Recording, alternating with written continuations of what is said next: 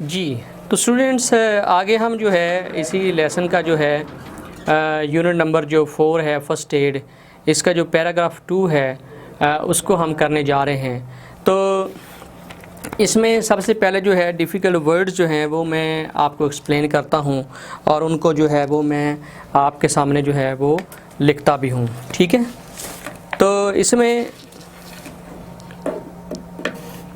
जी, तो इसमें जो डिफ़िकल्ट वर्ड्स हैं वो कुछ यूँ हैं जी। इसमें यूनिट 2 में है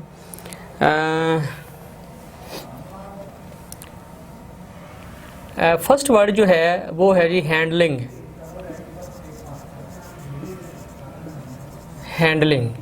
हैंडलिंग का जो है हैंडलिंग माइनर एक्सीडेंट्स, यानी जब आप इलाज कर रहे हो, हैंडल कर रहे हो, ठीक है,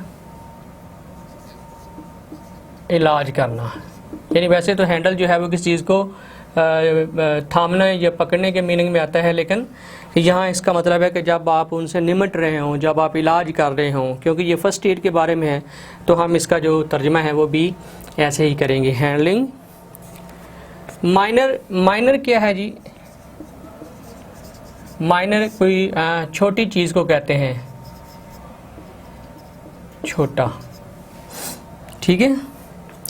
अच्छा, उसके बाद ये है जी डेवलप्स, DEVELOPS।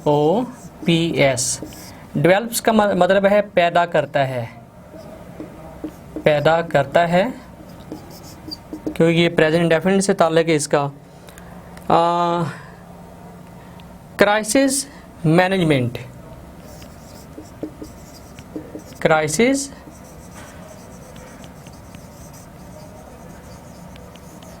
मैनेजमेंट जो है इसका मतलब होता है जी हंगामी सूरत हाल, हंगामी सूरत हाल। अच्छा, उसके बाद है जी एमरजेंसीज़ का मतलब ही हंगामी सूरत हाल होता है। अच्छा, उसके बाद है जी स्क्रैप्स।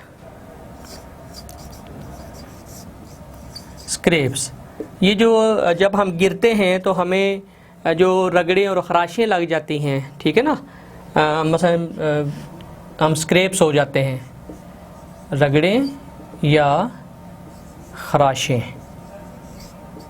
जैसे कोई बाइक से गिरा है तो उसको, सड़क के ऊपर गिरा है तो उसको खराशें आ जाती है, उसको स्क्रैप्स बोलते हैं, ठीक है। अच्छा, उसके बाद जो है एसेंशियल, ESSENTIAL। एसेंशियल का मतलब होता है लाजमी या ज़रूरी, लाजमी या ज़रूरी, ओके जी। अच्छा, उसके बाद है जी इन्फेक्शन, INFECTION। अच्छा, इन्फेक्शन जो है ये इंग्लिश का एक ऐसा वर्ड है जो कि इतना कॉमन हो गया है कि हम इन्फेक्शन को इन्फेक्शन ही लिखते भी हैं और कहते भी हैं, लेकिन इसका जो उर्दू तर्जुमा है वो बनेगा ताफ़न, ठीक है, ताफ़न। यानी जब ज़ख़म ख़राब हो जाता है, उसमें इन्फेक्शन आ जाता है, पस पड़ जाती है उसमें, तो उसको जो है वो इन्फेक्शन जो है वो बोलते हैं। अच्छा, कॉम्प्लिकेशंस,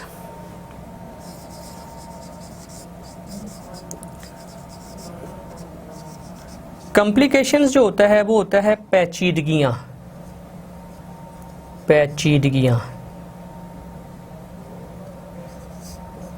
ठीक है जी। तो ये थोड़ा सा लेंथी है पैराग्राफ, इसलिए इसके जो है पहले मैं डिफ़िकल्ट वर्ड्स लिख रहा हूँ। अच्छा, आगे है जी ब्लीडिंग, BLEEDING, ब्लीडिंग का मतलब होता है खून का बहना कह लें या रिसना कह लें।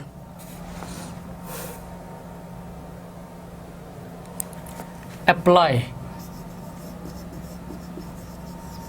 ठीक है ना, तो लागू करें, मतलब ये है कि उसके ऊपर डालें, इस्तेमाल करें, ठीक है। इसके बाद है जी बैंडेज,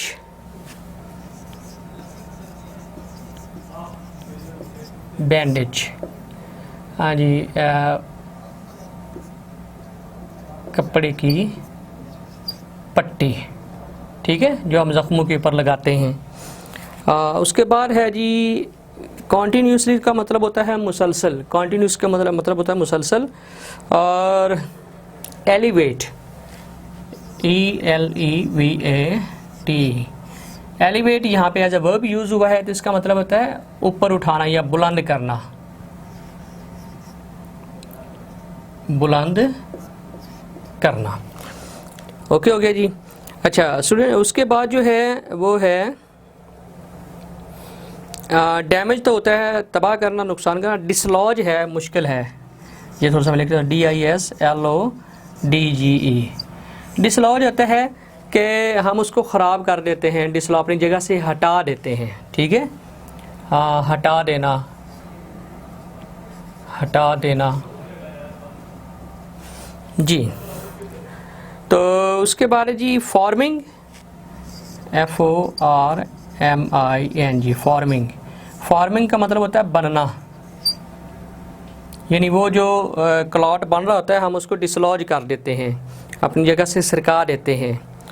अच्छा, रिज्यूम,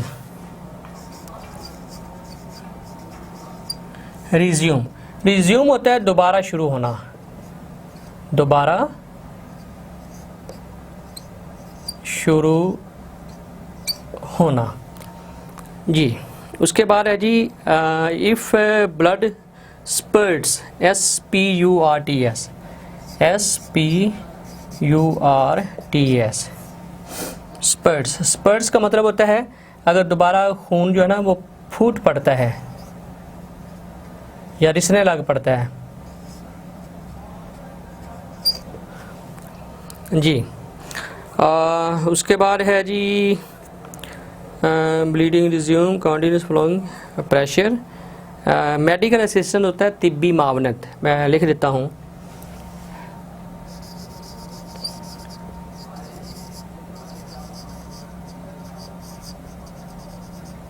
असिस्टेंस, ये होता है जी तिब्बी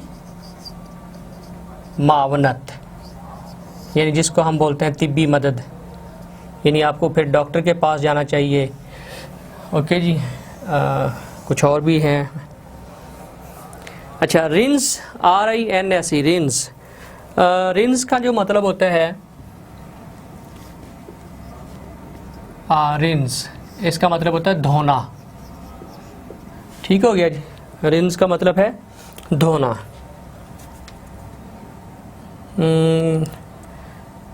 उसके बाद इरिटेट, IRRITATE।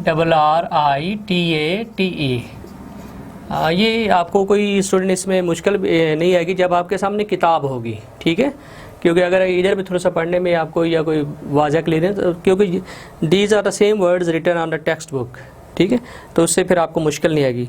तो लिहाजा जब भी इस लेसन को आपने पढ़ना है तो अपने सामने जो है वो बुक जो है वो ज़रूर रखा करें। अच्छा, इरिटेट होता है जी, ये होता है उसमें जलन पैदा करना, जलन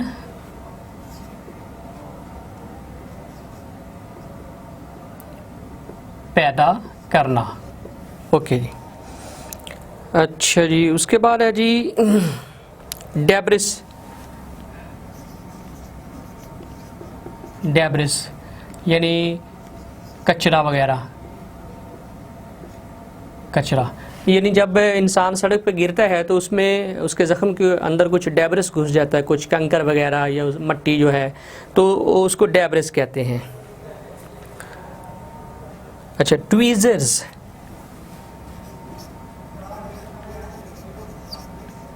ट्वीज़र्स ये होता है जी चिमटियाँ, चिमटियाँ, ठीक है, ट्वीज़र्स। पार्टिकल्स, अज्जा, यानी वो डेब्रिस के जो टुकड़े होते हैं, पीसेस होते हैं, उसको पार्टिकल्स कहा गया है। अच्छा, उसके बाद है जी टेटनस, TETANUS,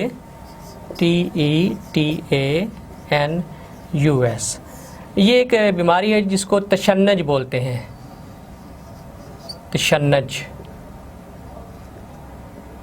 तशन्नुज, ठीक है जी। सही है। अच्छा, मेरा ख्याल है कि ये है जी पेज 38 तक है, तो क्योंकि ये आगे है काफ़ी लेंथी है, 39 पेज तक है, तो मेरा ख्याल है कि पहले इतने को मैं ट्रांसलेट कर देता हूँ। ये है जी ऑन पेज 38, ये वो मैं करवा रहा हूँ ऑन पेज 38, ठीक है। तो ये सारे में पैराग्राफ 2 जो ऑन पेज 38 है, तो उसको मैं पहले ट्रांसलेट कर देता हूँ। अच्छा जी, handling minor accidents at home, कि जब हम घर पे होते हैं और हम नंबरत आज़मा होते हैं, डील कर रहे होते हैं, इलाज कर रहे होते हैं छोटे छोटे हादसात का, और ऑन द रोड या सड़क के ऊपर जब हम गिर जाते हैं और उससे जो ज़ख़म लग जाते हैं, जब हम उनको हैंडल कर रहे होते हैं, उनका इलाज कर रहे होते हैं या मदद फ़राहम कर रहे होते हैं, develop a sense of crisis management. तो ये जो चीज़ें जो हम घर पे कर रहे हैं या सड़क के ऊपर तिब्बी मदद दे रहे हैं, ठीक है, जिसमें हम छोटे छोटे हादसात का घर में या सड़क पे शिकार हो जाते हैं और उनका हम इलाज कर रहे होते हैं, तो ये चीज़ें हमारे अंदर हंगामी सूरत हाल से निपटने का एक एहसास पैदा करती हैं।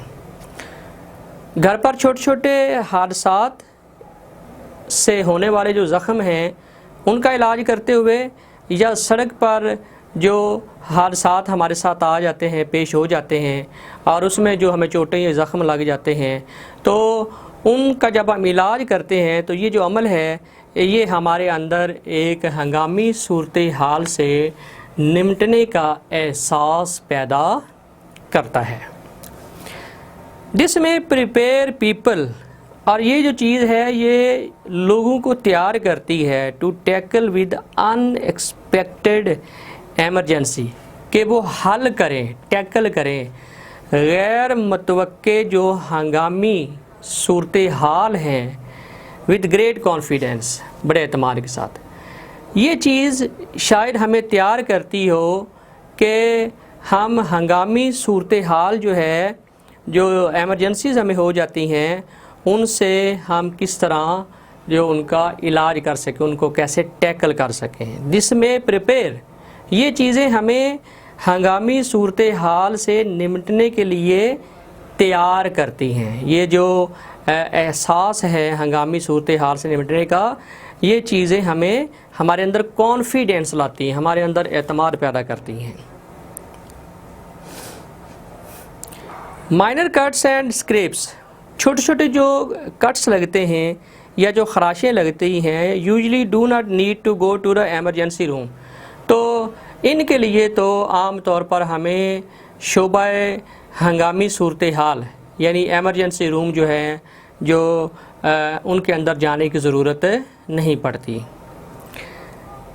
Yet proper care is essential to avoid infection और अदर कॉम्प्लिकेशन, लेकिन फिर भी एक ख़ास एहतियात जो है वो ज़रूरी है ताकि ताफ़न और जो दूसरे पेचीदगियाँ हैं उनसे बचा जा सके। Following guidelines can help you to handle crisis and take care of all. दरअसल जो कुछ रहनुमा असूल हैं वो आपकी मदद कर सकते हैं कि आपने बहरान से कैसे निपटना है और कैसे जो है वो तमाम मरीज़ों की जो है वो एहतियात करनी है जब हम उनको तिब्बी इमदाद जो है वो दे रहे होते हैं।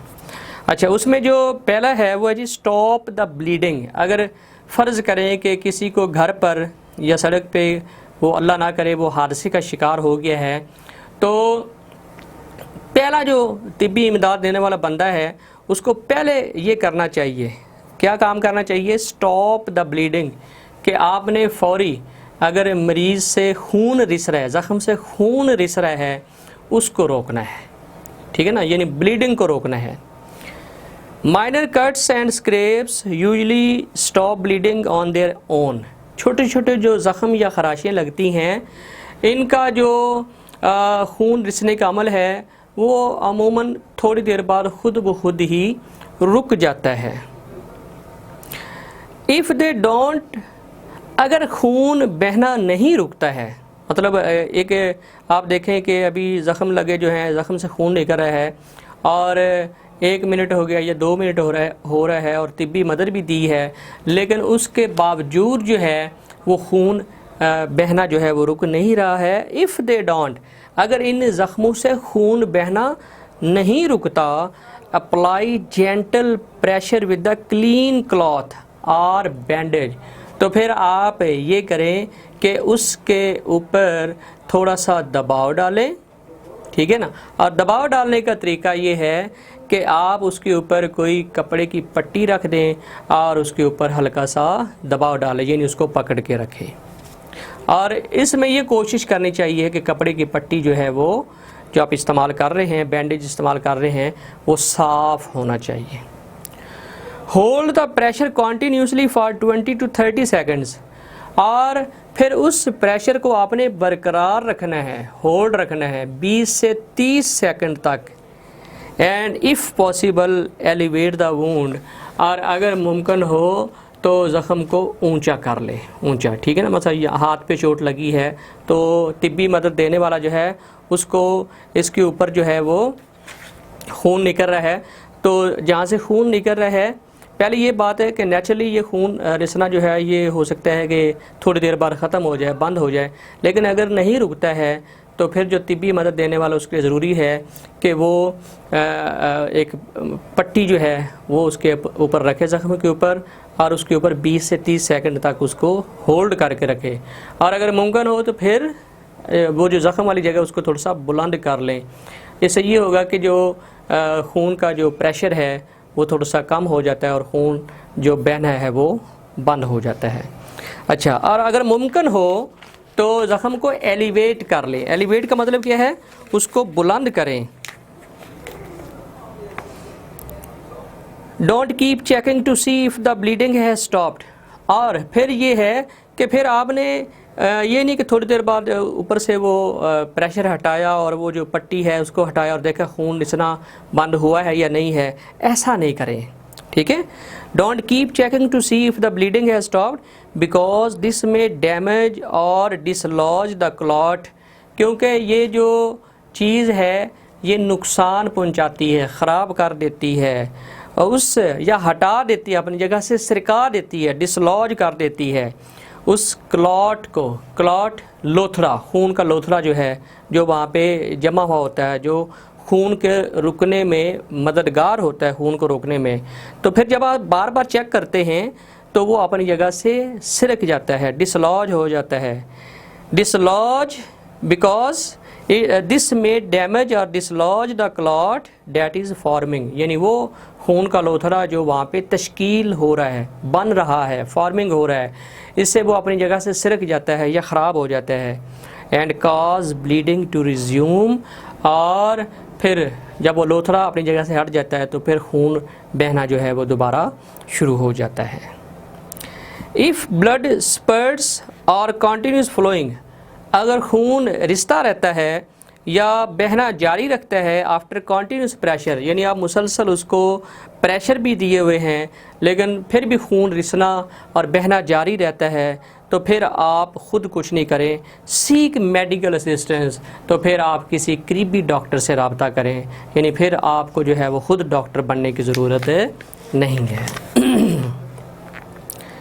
उसके बाद जो स्टेप है फर्स्ट एड देने वाले के लिए वो है क्लीन द वुंड, ज़ख़म को साफ़ करना। कई ऐसे भी डॉक्टर हैं माशाल्लाह जो जिनके पास कोई मरीज़ जाता है, जी चोट लग गई है, तो वो देखते ही नहीं है, बस वो फौरी उसके ऊपर जनाब वो बैंडेज रखा, ऊपर से पट्टी कर दी, चलो जी ठीक हो गया, तो वो कुछ दिनों बाद फिर इन्फेक्शन हो जाता है। तो इसका सही तरीका ये है कि ज़ख़म को पहले साफ़ कर लें। क्लीन द वूंड, ज़ख़म को साफ़ करें। Rinse out the wound with clean water, साफ़ पानी से वो जो है ज़ख़म वाली जगह है उसको धो डालें। रिंस का मतलब है उसको वॉश करें। To clean the area around the wound, और ज़ख़म के इर्द गिर्द जो जगह है उसको साफ़ करने के लिए use soap and a washcloth, तो इसके लिए आप एक धुला हुआ कपड़ा या साबुन जो है उसका इस्तेमाल कर सकते हैं। But soap can irritate the wound, लेकिन जो सोप होता है, साबुन होता है, वो ऐसे भी होता है बाज़ सूरत हाल में कि जब वो ज़ख़म के ऊपर लगता है तो उससे इरिटेशन हो जाती है, जलन पैदा हो जाती है, ठीक है, खुजली पैदा हो जाती है। But soap can irritate the wound, लेकिन साबुन जो है वो ज़ख़म को मुश्तिल कर सकता है, उसमें इश्तियाल अंगेज़ी पैदा कर सकता है, यानी जलन पैदा कर सकता है। So try to keep it out of the actual wound, लिहाजा जब आप ज़ख़म के आस पास की जगह साबुन से धो रहे हों तो फिर असल ज़ख़म से साबुन को दूर ही रखें। इफ़ डर्ट और debris remains in the wound after washing, अगर धोने के बाद भी कचरा वगैरह या मैल कुचैल वगैरह रह जाती है, use tweezers cleaned with alcohol to remove the particles, तो चिमटियों का इस्तेमाल करें, और वो जो चिमटियां हैं वो भी अल्कोहल में यानी स्पिरिट से वॉश की गई हों, स्टरलाइज की गई हों, और उससे जो रिमेनिंग पार्टिकल्स हैं यानी जो बाकी अज्जा ज़ख़म के इर्द गिर्द या ऊपर रह गए हैं उनको हटाने के लिए जो है वो आप साफ़ सुथरी अल्कोहल से जो धुली हुई पट्टियाँ हैं उनका इस्तेमाल करें।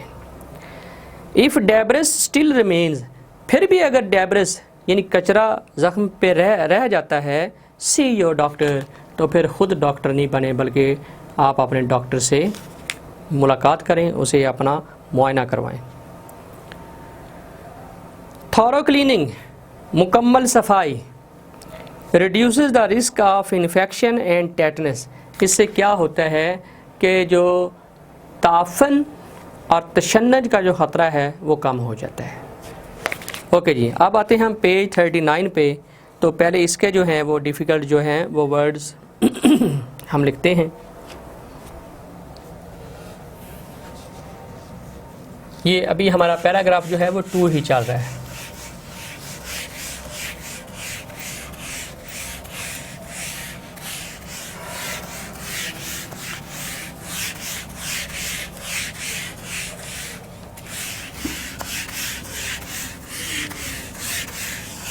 जी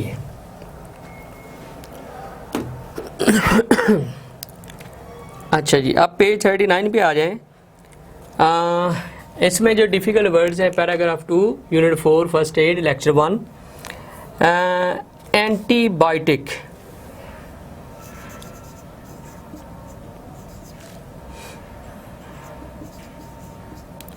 एंटीबायोटिक यानी ये हो गया जरासीम कुश अद्वियात, जरासीम कुश यानी मारने वाले, कुश का मतलब होता है किल करना, अद्वियात यानी ऐसी अद्वियात जो जरासीम को कुश करती हूँ, मारती हूँ। थिन, इसके बारे जी थिन, थिन का मतलब होता है बारीक। ओके जी, और लेयर का मतलब होता है तह।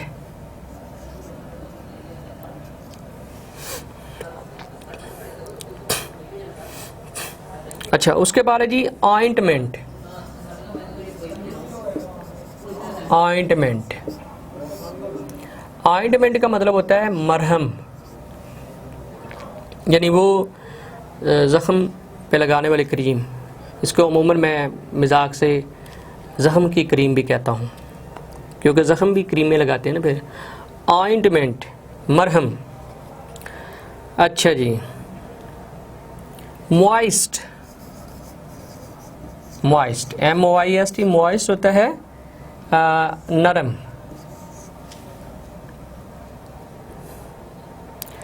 अच्छा जी, उसके बाद है जी हील। हील होता है मुंदमिल करना, मुंदमिल करना, यानी ज़ख्म को भरना, ज़ख्म को ठीक करना, हील करना।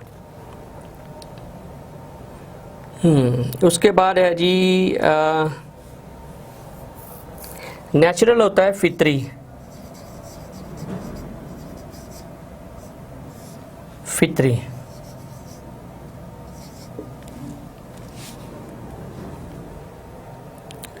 अच्छा जी, सर्टन,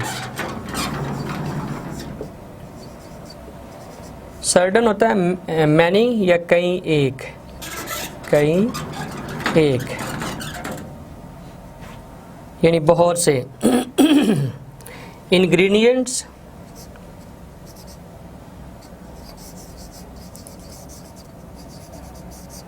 इंग्रेडिएंट्स होता है अज्जा।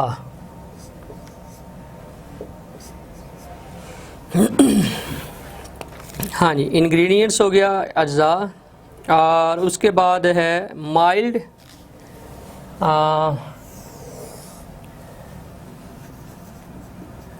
माइल्ड होता है हल्की। रैश, रैश आप यूँ कह लें, ख़ारिश कह लें, ठीक है। अच्छा, उसके बाद है जी मुश्किल जो वर्ड है, बैक्टीरिया जो है ये कॉमन है, इसका मतलब जरासीम होता है।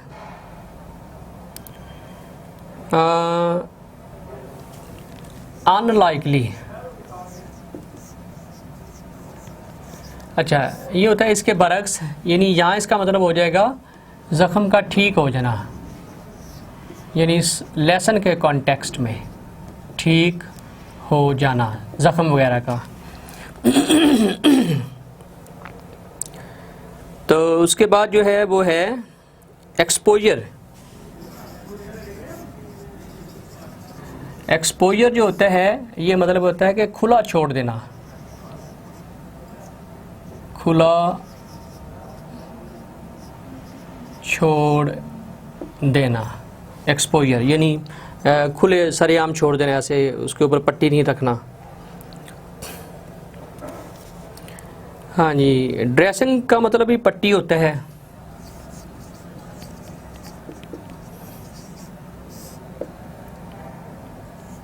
मरहम पट्टी कह लें आप।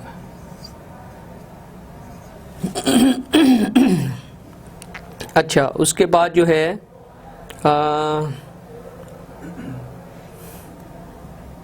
डर्टी, ये होता है जी आलूदा या गंदा।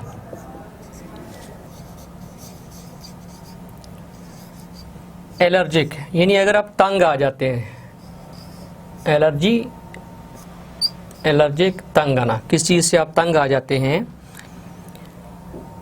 एडहीसिव, ADHESI,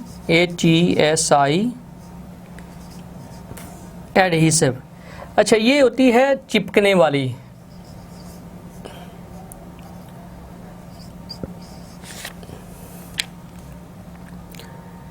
यानी कई पट्टियाँ ऐसी होती हैं जो चिपकने वाली होती हैं, जैसे हम जो प्लास्टर्स हैं वो इस्तेमाल करते हैं, तो एडहीसिव फ्री हो जाएगा, यानी ऐसी पट्टियाँ जो चिपकती ना हों। अच्छा, उसके बाद है जी गॉज, GUAZE, ये वो जालीदार पट्टी होती है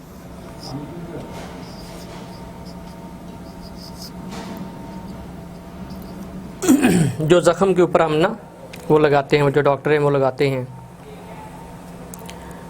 अच्छा, पेपर टेप, यानी पेपर टेप से, कागज़ वाली टेप से। इलास्टिक,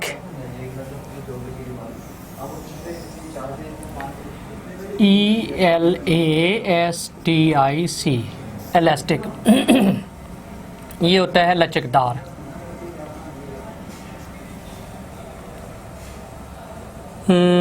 उसके बाद जो है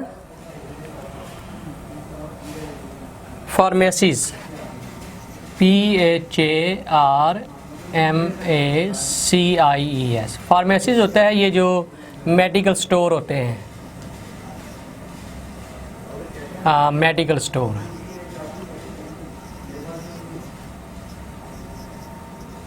ठीक है। साइंस, ये होता है जी अलामतें।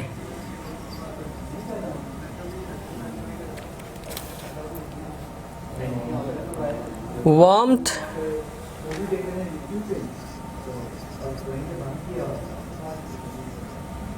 ये है जी तपश या बुखार। स्वेलिंग,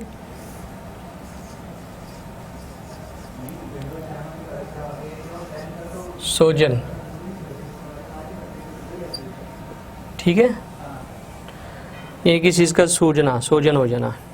अच्छा जी, अब इसको ट्रांसलेट कर लेते हैं और आगे जो है वो कुछ हैं वो मैं आपको साथ ही, क्योंकि वो इस लेसन का हिस्सा नहीं है।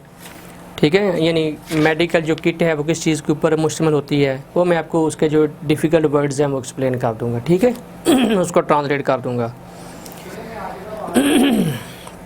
अच्छा जी, अप्लाई एन एंटीबायोटिक, एंटीबायोटिक यानी ज़ख़म के ऊपर जरासीम कुछ जो दवाई होती है वो लगाएं। After you clean the wound, जब आप ज़ख़म को धो लें, वॉश कर लें, apply a thin layer of an antibiotic cream, तो एक हल्की सी जो परत है, जो तय है, वो उसके ऊपर किसी जरासीम कुछ जो दवाई है उसकी लगा दें। अगर वो नहीं है तो फिर क्या है जी, ऑइंटमेंट या थोड़ा सा जो मरहम है, जो क्रीम है, जरासीम कुछ यानी जरासीम को मारने वाली जो क्रीम है उसको लगा दें।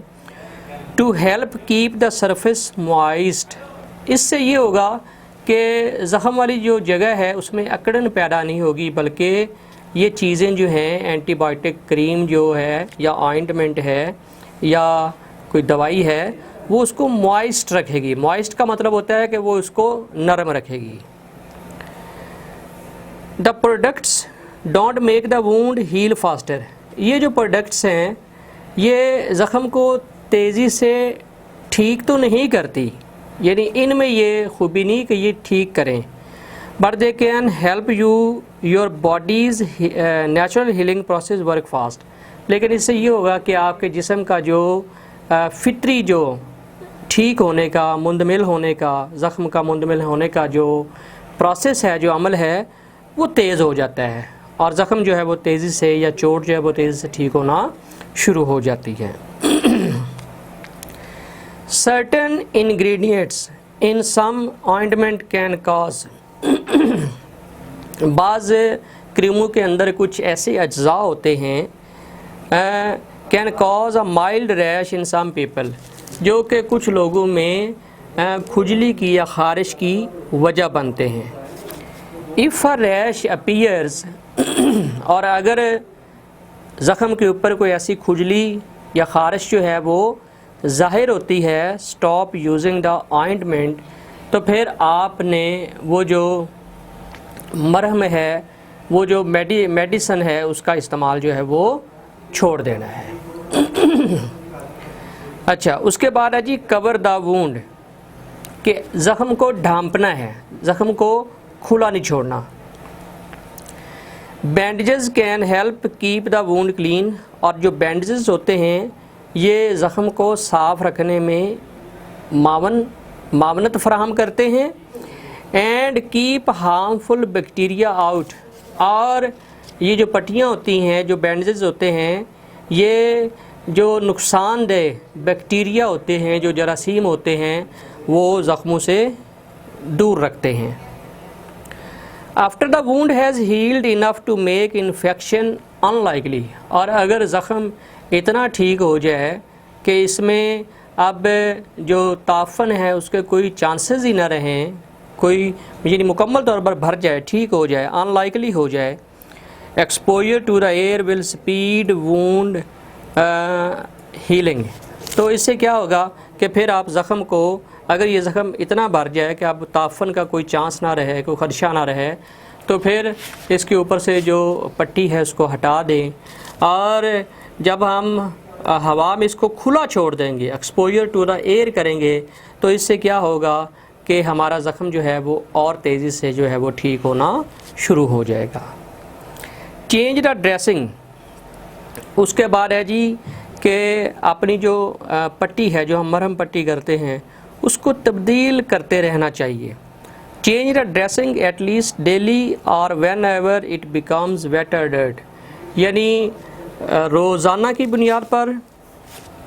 पहली बात तो ये कि इसको रोज़ाना की बुनियाद पर तब्दील करें, या जब कभी आपको लगे कि इसमें मतलब ये ज़्यादा गंदी हो गई है या गीली हो गई है, तो फिर उसको तब्दील जो है वो आपने लाजमी कर देना है। If you are allergic to the adhesive used in most bandages, अगर आप वो पट्टियाँ जिनमें ज़्यादातर पट्टियाँ जिनमें चिपकने वाली, यानी जो चिपकने वाली पट्टियाँ होती हैं, अगर आपको उनसे एलर्जी है, यानी आप उसमें कंफर्टेबल फ़ील नहीं करते हैं, और जो है वो आप उनसे तंग आ जाते हैं, switch to adhesive free dressing, तो फिर आप क्या है, ऐसी पट्टियों का इस्तेमाल करें जो चिपकने वाली ना हो। और स्टेरलाइज गाज held in place with paper tape, या एक अल्कोहल से, स्पिरिट से वॉश किया हुआ जो गॉज है, जालीनुमा कपड़ा है, उसको आप पेपर टेप की मदद से, यानी कागज़ वाली जो टेप है उसकी मदद से, यानी पहले वो आप जो है वो उसके ऊपर वो गाज रखें और फिर उसके ऊपर जो है वो पेपर टेप लगाएं। रोल और लूजली अप्लाइड इलास्टिक बैंडेज, या एक ढीला ढाला सा जो इलास्टिक बैंडेज होता है, जो लचकदार पट्टी होती है, उसका आप इस्तेमाल जो है वो कर सकते हैं। These supplies generally are available at pharmacies, और ये जो अद्वियात होती हैं, ये जो सप्लाइज़ हैं, ये जो चीज़ें हैं, यानी जो मरहम पट्टियाँ हैं, ये आम तौर पर जो दुकानें हैं, मेडिकल स्टोर हैं, उनसे जो आम तौर पर जो हैं वो मिल जाती हैं, आप इनको परचेज़ कर सकते हैं। नेक्स्ट है जी watch for signs of infection. अब ज़ख़म की आप निगरानी रखें, और अगर उसके ऊपर ताफ़न के जो हैं वो कुछ अलामतें अपीयर होती हैं, ज़ाहिर होती है, तो फिर उसका क्या करना चाहिए। See your doctor if the wound is not healing, अगर ज़ख़म ठीक नहीं हो रहा, एक अपनी नेचुरल लिमिट के अंदर रहते हुए वो ठीक नहीं हो रहा, तो फिर क्या है कि आप अपना जो डॉक्टर है उससे चेक करवाएं।